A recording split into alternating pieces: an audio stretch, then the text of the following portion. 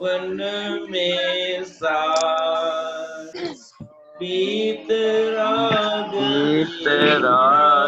देखा, शिव स्वरूप शिवकार, नमो त्रियोग समहारी की। सभी को आज की जय जिनेन्द्र प्रातः की हमारी कक्षा प्रारंभ होती है। हमने कल जो पढ़ा था उससे आगे पढ़ेंगे और आप लोगों ने बहुत अच्छा प्रोजेक्ट का वर्क किया है। उन सबके नाम भी मैं बोलता हूँ, पर इसके पहले हम छंदों का पाठ कर लेते हैं। यहाँ से मैं नाम बोल रहा हूँ,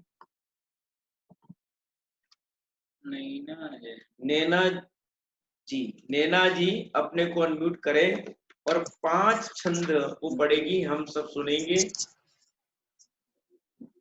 ऐसे मिथ्या दृक ज्ञानी चरण, बस भ्रमत भरत दुख जन्म मरण। ताते इनको तजिए सुजान, सुन दिन संक्षेप कहूँ बखान।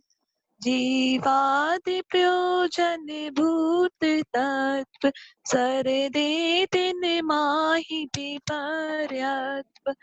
चेतन को है उपयोग रूप, बिन मूरत जिन मूरत अनूप।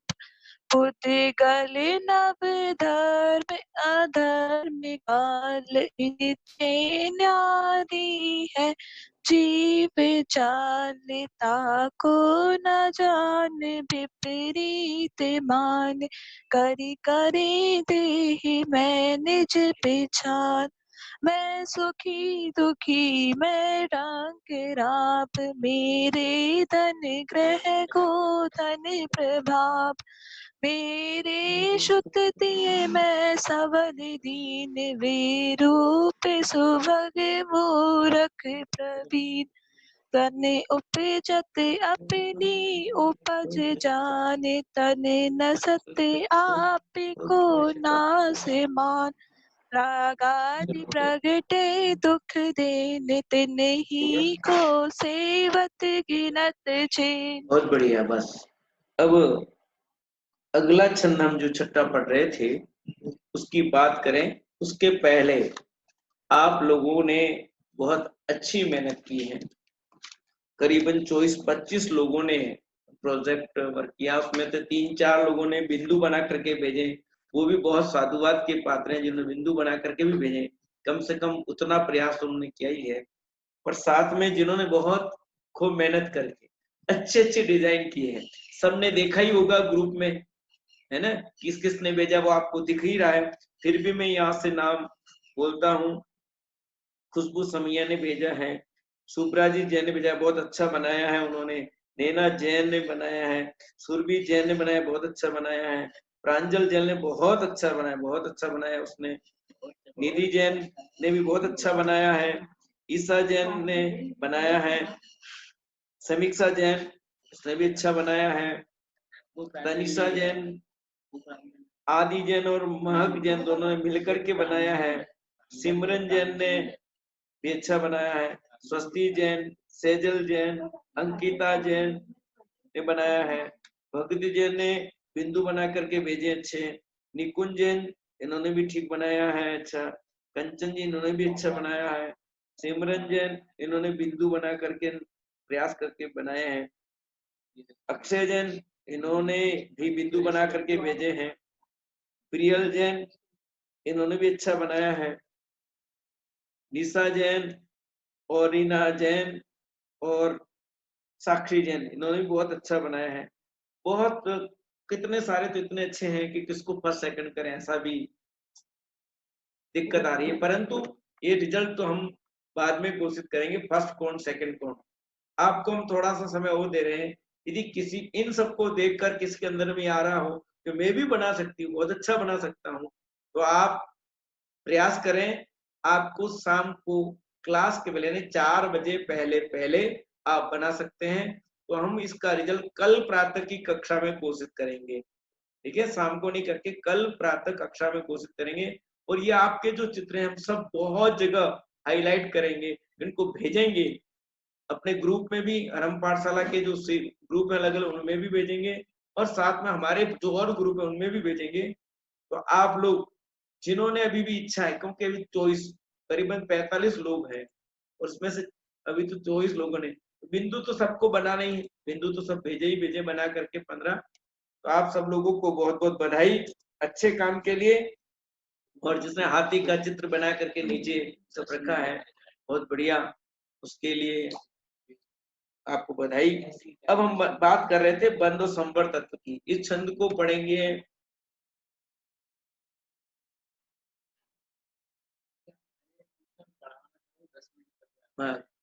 कृतिका जैन। कृतिका जैन छंद नंबर 6 पढ़ेगी वो, कृतिका जैन।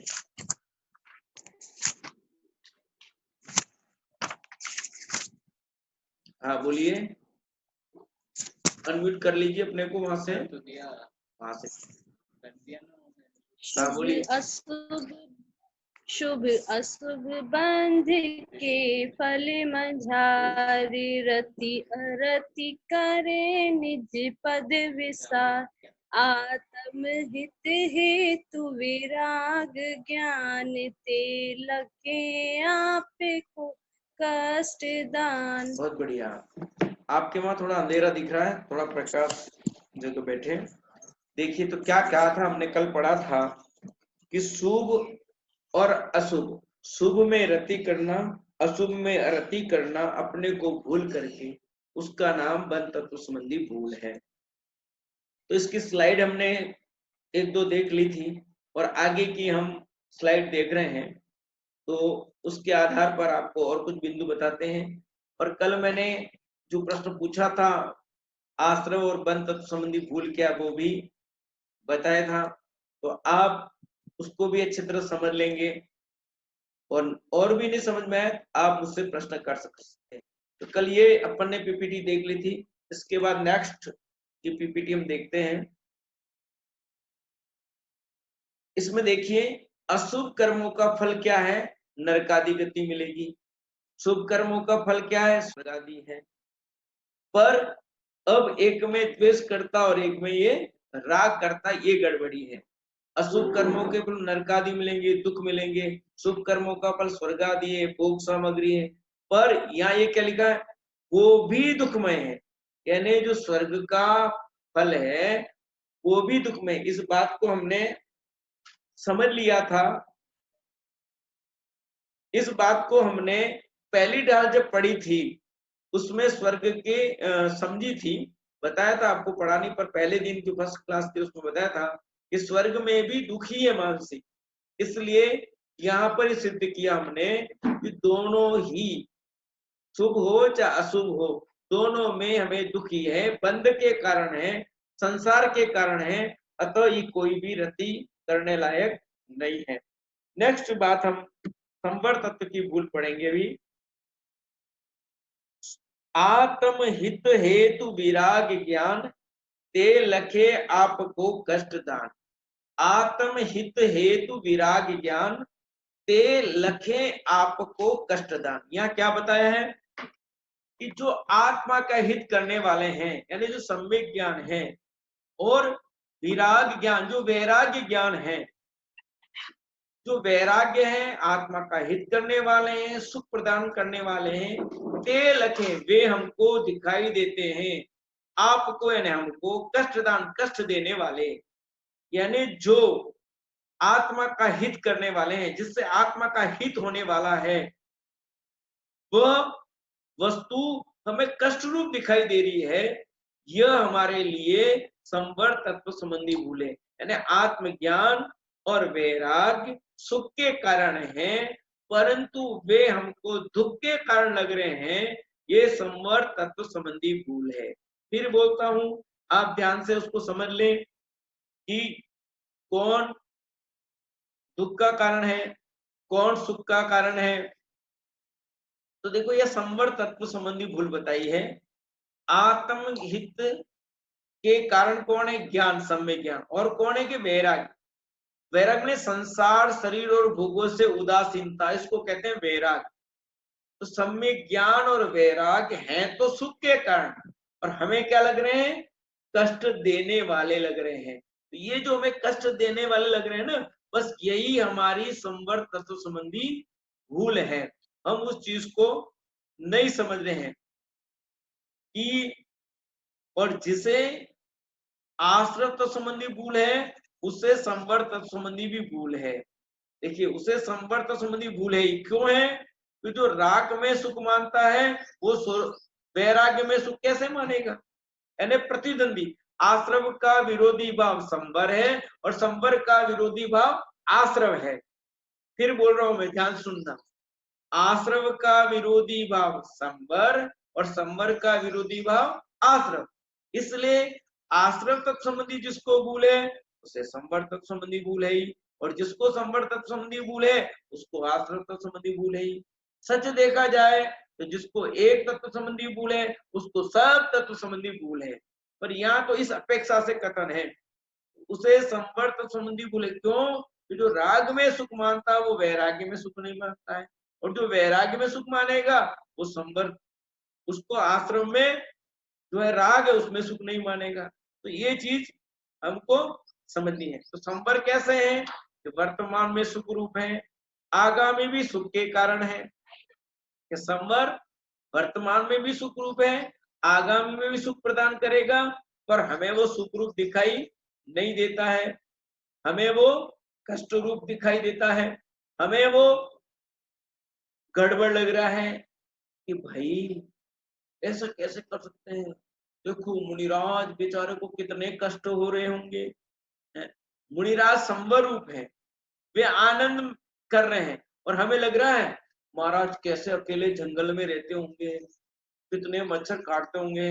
अपने को मच्छर काटते हैं तो अपन तो ऑल आउट लगा देते हैं, है ना। अपन क्या क्या कर देते हैं, अपने को ऐसा लगता है, लगता नहीं? तो महाराज जी दिन में सिर्फ एक बार आ लेते हैं, और वो भी थोड़ा आ लेते हैं। उनको कितनी तकलीफ, पैदल चलते हैं बिना चप्पल के। हाँ, तो मुनिराज तो वैराग्य में है, उनको शरीर के प्रति विरक्ति हो गई है, वो अपने को आनंद रूप मानते हैं। गज कुमार मुनिराज, माथे पर सिगड़ी जल रही है तो अपने को लग रहा है ओहो मुनिराज कितने दुखी है। अरे मुनिराज दुखी नहीं है, वो तो आनंद में है, वो तो अपने स्वरूप में मग्न है, वो संवर में जीवन जी रहे हैं, निर्जरा में जीवन जी रहे हैं। और हमें क्या लग रहा है? वो कष्ट रूप। कृतिका जी ख्याल में आ रहा ना? कृतिका जी इधर, वो हमें मुनिराज कैसे लग रहे हैं? गजकुमार मुनिराज दुख रूप लग रहे हैं। दुख रूप नहीं है, वे सुख रूप है, आनंद रूप है। सुरभि जी ख्याल में आ रहा है कि वे आनंद में हैं, और लग कैसा रहा है? कष्ट में। अक्षय ख्याल में आ रहा है? अक्षय, तो हमें वे मुनिराज संवर रूप जीवन जी रहे हैं, वैराग्य में उनका जीवन है, आनंद रूप जीवन है, और कष्ट रूप लग रहा है। इसका मतलब हम संवर तत्व संबंधी भूल कर रहे हैं। तो मुनिराज आनंद में जीवन जीते हैं, तो यहाँ पर संवर तत्व संबंधी भूल क्या हुई? कि जो आत्मज्ञान अर्थात सम्यक ज्ञान और वैराग्य सुख के कारण थे, उनको दुख रूप मानना, ये संवर तत्व संबंधी भूल है। अब आप लिख लीजिए फटाफट, पेन उठाओ, अपना डायरी उठाओ, लिखो, प्रश्न लिखिए, संवर तत्व संबंधी भूल क्या है? संवर तत्व संबंधी भूल क्या है?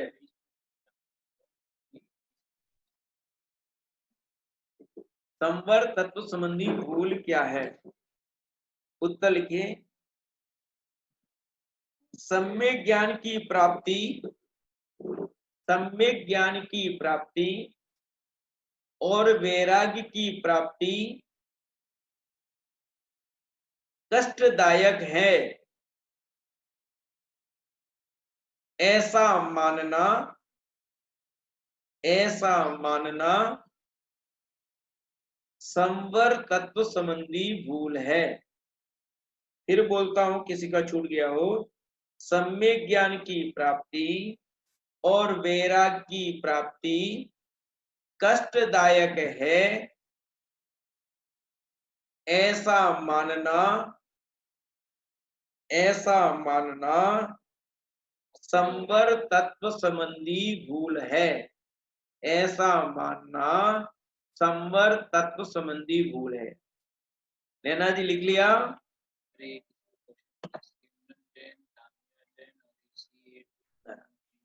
ठीक है। किसी की छूट गया हो तो एक बार और बोलता हूं, मिलान कर लीजिए। सम्यक ज्ञान की प्राप्ति और वैराग्य की प्राप्ति कष्टदायक है, ऐसा मानना संवर तत्व संबंधी भूल है।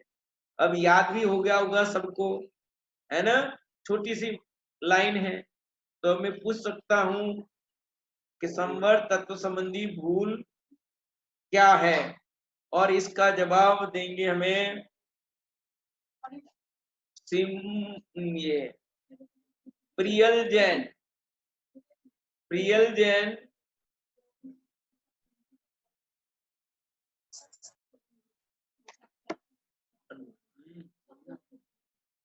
हाँ जी बोलो। तत्व संबंधी भूल है। हाँ वापस बोलो, सुनाई दिया। सम्यक ज्ञान की प्राप्ति और वैराग्य की प्राप्ति कष्टदायक है, ऐसा मानना संवर तत्व संबंधी भूल है।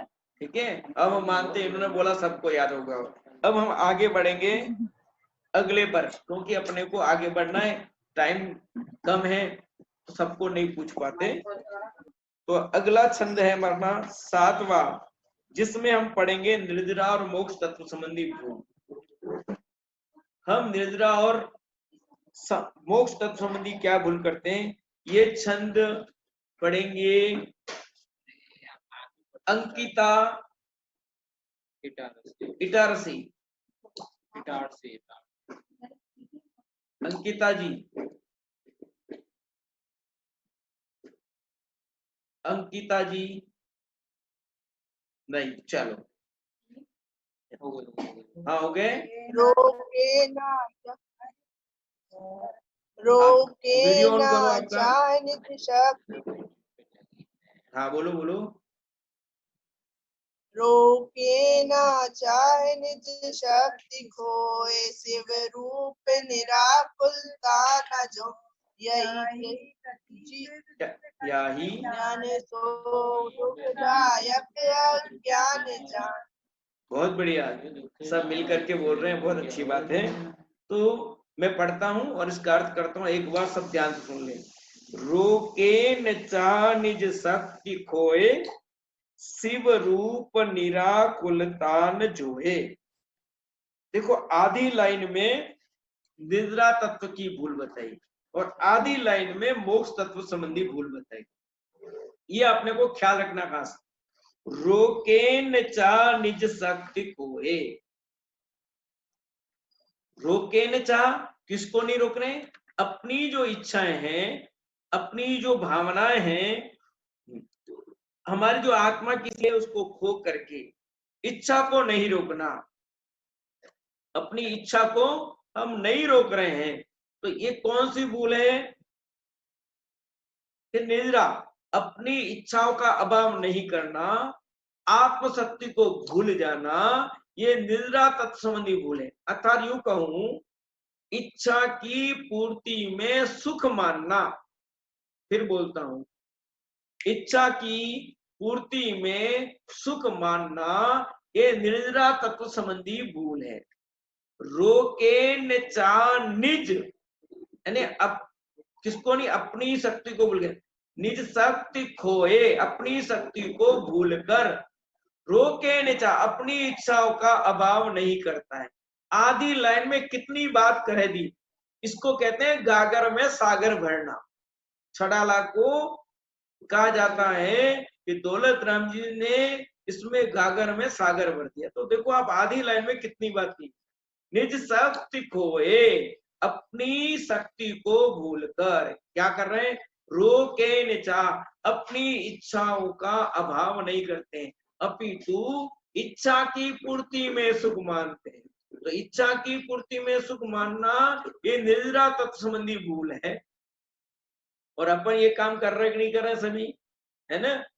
इच्छा की पूर्ति में सुख मानता है और इच्छा के अभाव में, इच्छा का अभाव सुख कब होगा? इच्छा के अभाव में सुख होता है।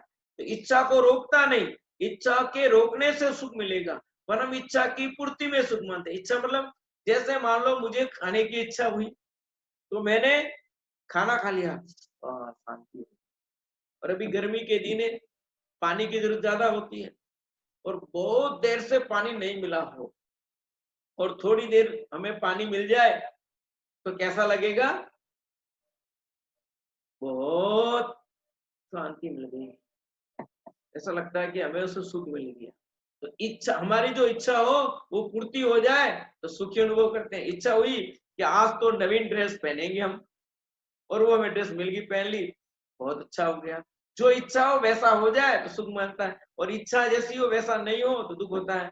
हमने पापा जी से फरमाइश की कि पापा जी अब मोबाइल चाहिए नया ये वाला, पापा जी ने दे दी, वो दे दिया मोबाइल, तो हम प्रसन्न मानते हैं, और नहीं दिया तो हम दुख मानते हैं। तो हमारी इच्छा की पूर्ति में सुख माना, ये सुख और वो दुख, तो ऐसा नहीं करना।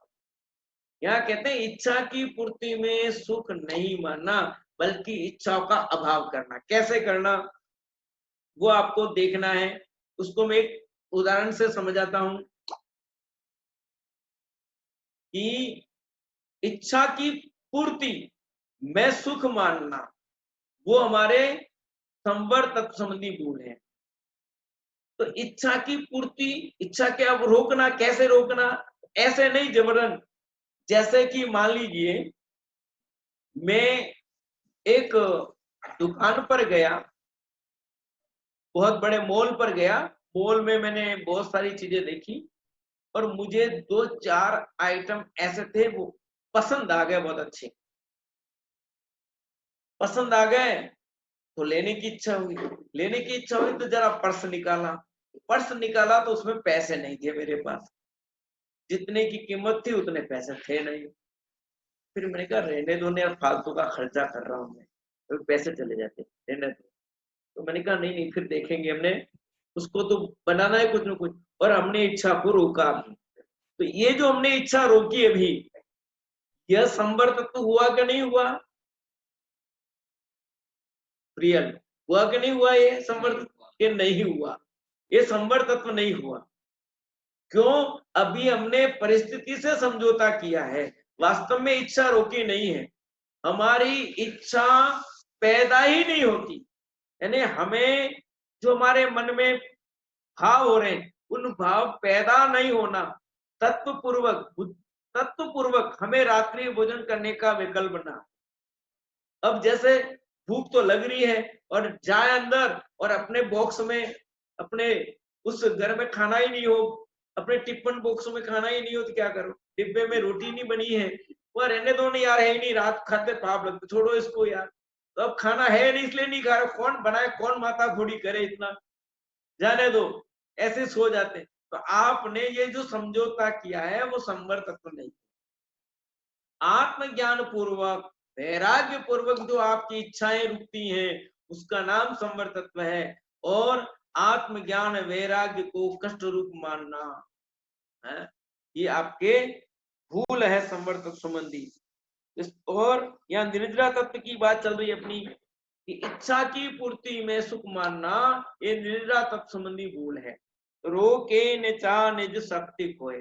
फिर अगली लाइन देखते हैं मोक्ष की, शिव रूप निराकुलता न जोए। आधी लाइन में मोक्ष तत्व संबंधी भूल बता दी। क्या कहा? शिव मने मोक्ष, मोक्ष जो निराकुलता रूप है, रूप अब लगाएंगे। निराकुलता माने आकुलता से रहित है, अतः पूर्ण सुख रूप है। न जोए नहीं देखता, जो मोक्ष पूर्ण निराकुल है, जब पूर्ण निराकुलता है, पूर्ण आनंद है, उसको वो आनंद रूप नहीं देखता, उसको कष्ट रूप देखता है, दुख रूप देखता है, आकुलता रूप देखता है। यह मोक्ष तत्व संबंधी भूल है।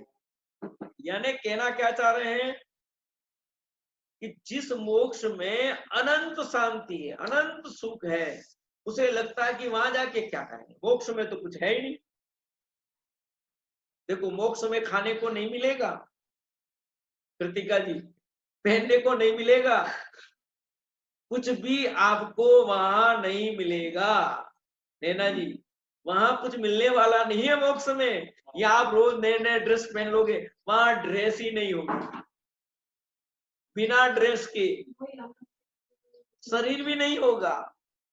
वहां आपको अपने पड़ोसी नहीं मिलेंगे, रिश्तेदार नहीं मिलेंगे, भाई बहन नहीं मिलेंगे, माता पिता नहीं मिलेंगे। बोलो जाना है मोक्ष है? वहां आप कोई आइटम नहीं मिलेंगे, रोज बना बना के नहीं खा रहा ना, कोरोना लॉकडाउन है तो क्या करें सब घर में, आज तो कुछ बना दो भैया, दूसरे दिन अरे आज कुछ बना दो, तो वहां कुछ बनाने के आइटम नहीं मिलने वाले हैं, फिर जाना है? तो ये आपको सब कुछ नहीं मिलेगा, पर एक चीज मिलेगी वहां पर। क्या मिलेगा वहां पर? कि वहां पर मिलेगा आपको अनंत सुख, अनंत आनंद। पर ये जीव उसको वैसा नहीं मानता, उसे दुख रूप मानता है। यह उसके मोक्ष तत्व संबंधी भूल है। तो हमने दो तत्व संबंधी भूल पढ़ ली, एक निद्रा तत्व संबंधी और एक मोक्ष तत्व संबंधी। तो देखो इस चार्ट में पहले निद्रा तत्व संबंधी भूल बता रहे हैं, जिसे बंध तत्व संबंधी भूल है उसे निद्रा तत्व संबंधी भी भूल है। क्यों? कि शुभ कर्म के फल जो चाहता है वह इच्छा की पूर्ति में सुख मानेगा, इसलिए उसके निद्रा तत्व संबंधी भी भूल है। जिसे बंध तत्व संबंधी भूल है उसे निद्रा तत्व संबंधी भी भूल है। और मोक्ष तत्व संबंधी हमने भूल समझी, मोक्ष में पूर्ण सच्चा सुख है, उसे हम नहीं जानते, बस यही हमारी मोक्ष तत्व संबंधी भूल है। अपने को वो दुख रूप लग रहा है। मोक्ष सुख की जाति नहीं पहचानते। मोक्ष में अतीन्द्रिय सुख है। कौन सा सुख है? अतीन्द्रिय सुख। और वो अतीन्द्रिय सुख हम जानते नहीं, उसकी जाति हमें पता नहीं है। स्वर्ग सुख से अनंत गुना सुख मोक्ष में, ऐसा मानना ये भी मोक्ष तत्व संबंधी भूल है। क्यों? स्वर्ग में जो सुख है वो इंद्रियजनित सुख है। स्वर्ग में जो सुख है वो इंद्रियजनित सुख है, वो सुख अतीन्द्रिय सुख नहीं है। इसलिए यहाँ पर हमें जो सुख, ये पांच इंद्रिय का जो सुख है वो वहां नहीं मिलेगा। वहां तो इससे भिन्न अलग जाति का जो अतीन्द्रिय सुख है, जो वास्तव में सुख है, वो मिलने वाला है। उसकी हमें खबर नहीं है। हम तो ये जो सुख है बाहर का, खाना पीना सोना उठना बैठना घूमने जाना, वो सब सुख लगता है। अरे बहुत दिन हो गए घर में रहते रहते, तो घूमने ही नहीं गए है? हमारे उदयपुर में तो हर संडे क्या लोग घूमने जाते हैं, फतेह सागर, कभी कहीं कभी किस सागर। तो इतने दिन हो गए बेचारों को, बंद है फतेह सागर भी, पिछोला झील, सब झीले हिले बंद है, सब आइटम बंद है। और जाते हैं तो फिर कुछ तो कुछ चरते भी हैं, अब वो कुछ मिल नहीं रहा है। अब घर में बना बना करके तो लग रहा दुखी हो गए। तो जिनको इन इच्छा की पूर्ति में सुख लगता हो वे निद्रा तत्व संबंधी भूल, और जिसको मोक्ष में जो सुख है वो सुख नहीं लग रहा है और या ऐसा सुख लग रहा है, वो मोक्ष तत्व संबंधी भूल करते हैं। इस तरह से हमने 7 तत्व की भूल को पढ़ा समझा। एक तो अब पहले लिख लीजिए आप, संवर की भूल अपने लिख ली, निद्रा तत्व संबंधी भूल लीजिए और फिर मोक्ष संबंधी भूल। निद्रा तत्व संबंधी भूल लिखिए। निद्रा तत्व संबंधी भूल क्या है? प्रश्न नोट कीजिए। निद्रा तत्व संबंधी भूल क्या है? उत्तर इच्छा की पूर्ति में, इच्छा की पूर्ति में सुख मानना, इच्छा की पूर्ति में सुख मानना और इच्छा के अभाव में सुख नहीं मानना, इच्छा के अभाव में सुख नहीं मानना, यह निद्रा तत्व संबंधी भूल है। यह निद्रा तत्व संबंधी भूल है। यह निद्रा तत्व संबंधी भूल है। नेक्स्ट, मोक्ष तत्व संबंधी भूल। मोक्ष तत्व संबंधी भूल, लिखिए उत्तर।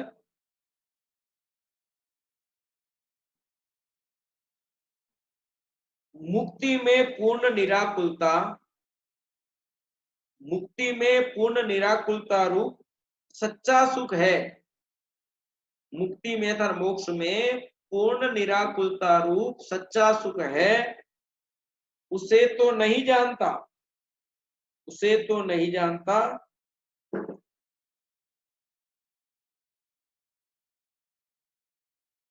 उसे नहीं जानता और उसे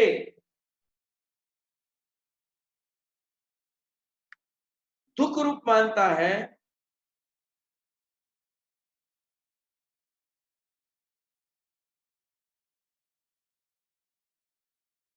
यह मोक्ष तत्व संबंधी भूल है। यह मोक्ष तत्व संबंधी भूल है।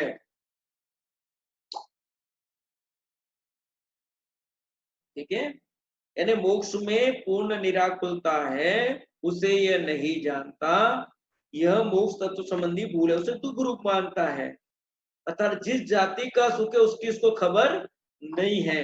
ये सब मोक्ष तत्व संबंधी भूल है। क्लियर हो गया? तो 7 तत्व की भूल हमने समझी। बहुत संक्षेप में मैं बोलता हूं एक बार। 7 तत्व संबंधी भूल, उसको आप समझना है। जीव को अजीव मानना, जीव तत्व संबंधी भूल है। अजीव को जीव मानना, अजीव तत्व संबंधी भूल है। रागादि भाव सुख देने वाले ऐसा मानना, यह आश्रय तत्व संबंधी भूल है। और शुभ भाव में रति करना, अशुभ भाव में द्वेष करना, यह बंध तत्व संबंधी भूल है। जो आत्मज्ञान और वैराग्य सुख के कारण है उसको दुख रूप मानना, ये संवर्त तत्व संबंधी भूल है। और इच्छा की पूर्ति में सुख मानना, यह निद्रा तत्व संबंधी भूल है। निराकुलता, मोक्ष निराकुल रूप है, उसे आकुलता रूप मानना, दुख रूप मानना, ये मोक्ष तत्व संबंधी भूल है। तो ये मैंने बहुत संक्षेप में आपको 7 तत्व संबंधी भूल बताई। हम एक और छंद पढ़ेंगे और उसके बाद हम अपनों को विराम लेंगे। आपके कोई प्रश्न होंगे तो उत्तर भी देंगे। छंद नंबर 8, और इसे पढ़ेंगे 8वां छंद।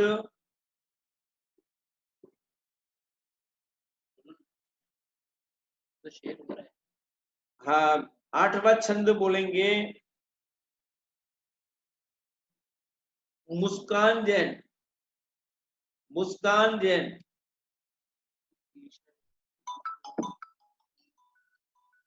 मुस्कान जैन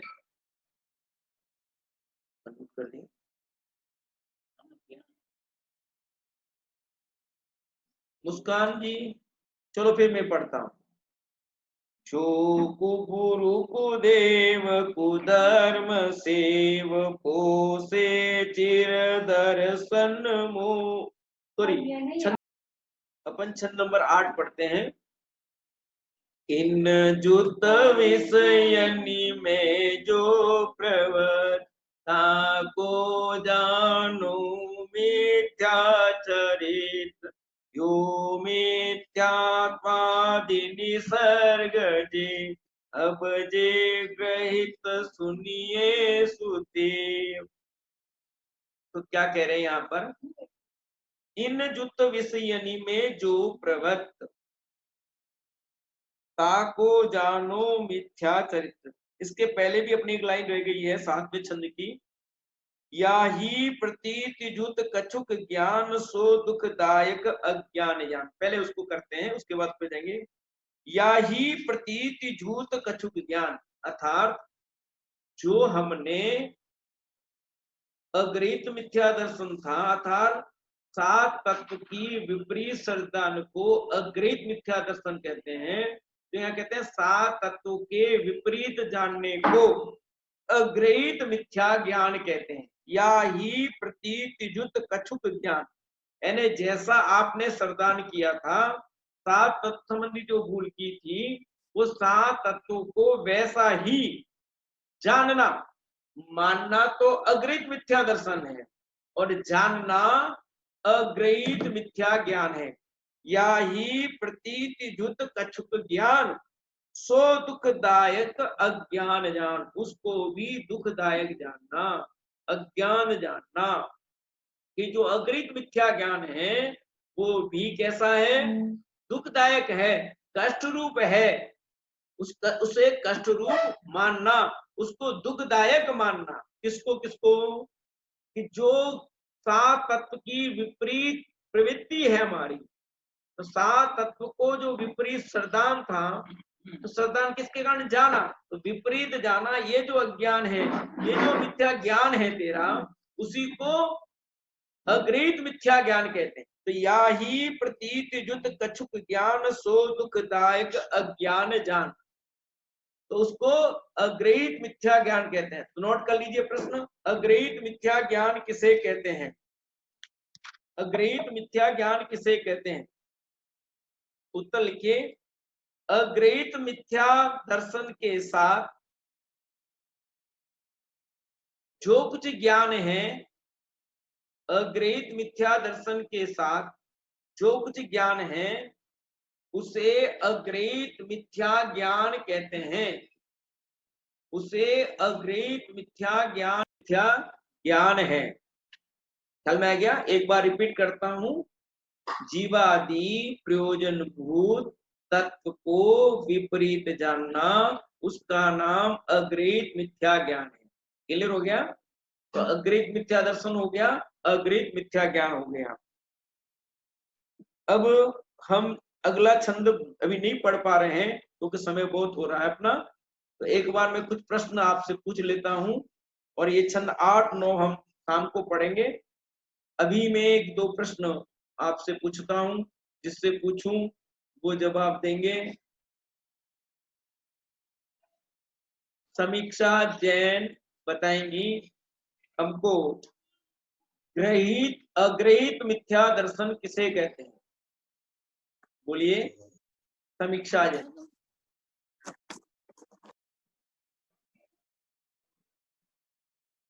आपको अपने वहां अनम्यूट करो। समीक्षा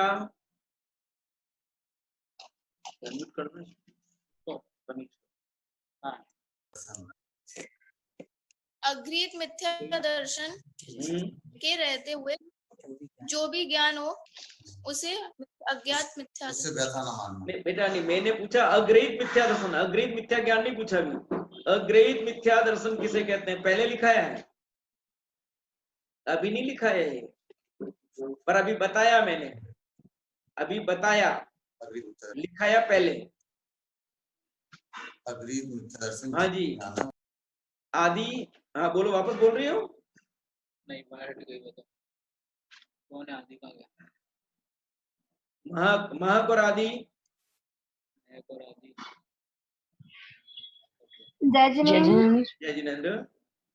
जीवादि सात तत्वों का विपरीत श्रद्धान करने को अग्रहित मिथ्या दर्शन कहते हैं। सात तत्वों के विपरीत श्रद्धान को अग्रहित मिथ्या दर्शन कहते हैं। बिल्कुल राइट।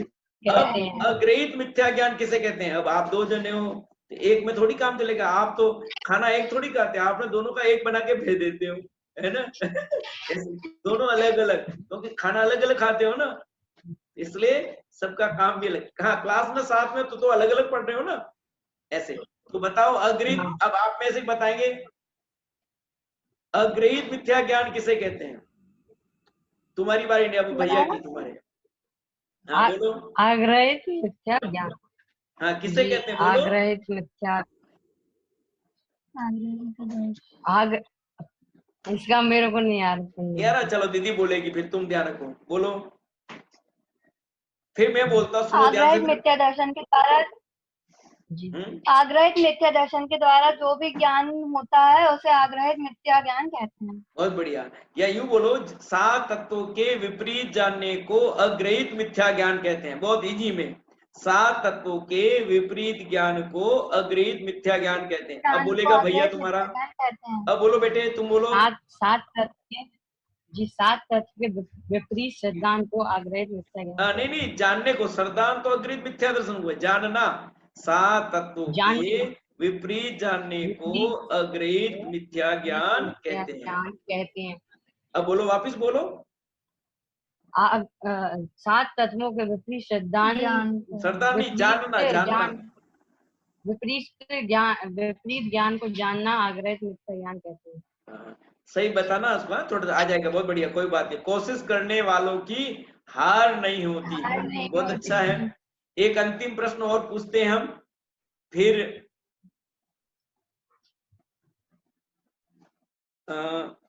हमारा प्रश्न अब अगला है, संवर तत्व संबंधी भूल क्या है? भगवती जैन, संवर तत्व संबंधी भूल क्या है? ये जो हितंकर जैन का आ रहा है मोबाइल, कोई सम्यक ज्ञान की प्राप्ति और वैराग्य की प्राप्ति कष्टदायक है ऐसा मानना संवर तत्व संबंधी भूल है। वापस बोलो। सम्यक ज्ञान की प्राप्ति और वैराग्य की प्राप्ति कष्टदायक है ऐसा मानना संवर तत्व संबंधी भूल है। बहुत बढ़िया, बहुत बढ़िया। कि जो आत्मज्ञान है ना, सम्यक ज्ञान है, और जो वैराग्य उसको कष्ट रूप मानना है, तो सुख के कारण उसको कष्ट रूप मानना, ये कौन सा तत्व संबंधी भूल है? संवर तत्व संबंधी भूल है। अंतिम एक प्रश्न और पूछते हैं। अंतिम करते जा रहे हैं, पंडित जी पूछे जा रहे हैं, ऐसा लग रहा होगा ना? कोई बात नहीं। तो हमने जो मोक्ष तत्व भी पढ़ा है, तो मोक्ष तत्व संबंधी क्या भूल है? अक्षय जैन। मुक्ति को पूर्ण निराकुलता मानना, सच्चा सुख मानना, उसको उससे विपरीत मानना, उसे मोक्ष तत्व संबंधी भूल कहते हैं। थोड़ा गड़बड़ा गया है, वापस बोलो। मुक्ति को में पूर्ण निराकुलता, सच्चा सुख है, उसे तो नहीं जानता, उसे दुख रूप मानता है, उसे मोक्ष संबंधी भूल कहते हैं। बहुत बढ़िया। जो मोक्ष निराकुल रूप है उसको आकुलता रूप मानना, ये मोक्ष तत्व संबंधी भूल है। बहुत बढ़िया। आप सब लोग अच्छी तरह से भाग ले रहे हैं, बहुत उत्साह से भाग ले रहे हैं, उसके लिए आपको बधाई। और आपने, काफी लोगों ने हाजिरी अपनी बढ़ा दी थी स्टार्ट में, और कुछ लोग हो सकते हैं अभी नहीं दिखाई होगी, तो वो अपनी उपस्थिति दर्ज कराएं सुबह शाम दोनों। हम आ गए, यस। लेकिन यहाँ पर 35 लोगों तो ज्वाइन कर रखे हैं उससे, परंतु कक्षा में एक क्लास एक जगह 2-3 जने भी हैं, तो उससे हमें संख्या ज्यादा होती है ना, तो मालूम पड़ेगा। तो जो प्रोजेक्ट दिया है अभी भी नहीं किया तो शाम को कर लें, और जो ये प्रश्न है वो याद कर लें। अभी का होमवर्क यही है कि आप जो हमने दिया है वो छंद याद कर लें। तो आपको छंद 1 से 7 तक सबको याद हो जाने चाहिए। हम किसी को भी पूछेंगे, 1 से 7 छंद सब याद कर लें। और अब जिनवाणी स्तुति करते हैं। एक प्रश्न किसी का हो, एक जना कर सकता है, किसी का कोई प्रश्न हो? शुभ्रा जी। जय जयंत पंडित जी, मिथ्या दर्शन क्या है, ये प्रश्न हमारा छूट गया है, आप इसका उत्तर बोल दीजिए। लिख लीजिए। जीवादि प्रयोजनभूत तत्व के, जीवादि प्रयोजनभूत तत्व के विपरीत श्रद्धान को अग्रहित मिथ्या दर्शन कहते हैं। जीवादि प्रयोजनभूत तत्व के विपरीत श्रद्धान को अग्रहित मिथ्या दर्शन कहते हैं। ठीक है। और किसी का कुछ हो तो आप व्हाट्सएप पर भी डाल सकते हो। आपको कैसा लग रहा है, आपको कोई प्रश्न छूट जाता है, कोई बात हो, ध्यान रखिए, हम उसका करेंगे। ठीक है। चलिए, जिनवाणी स्तुति। जावाणी की ज्ञान ते सूझे लोकालो, तो वाणी मस्तक नमो सदा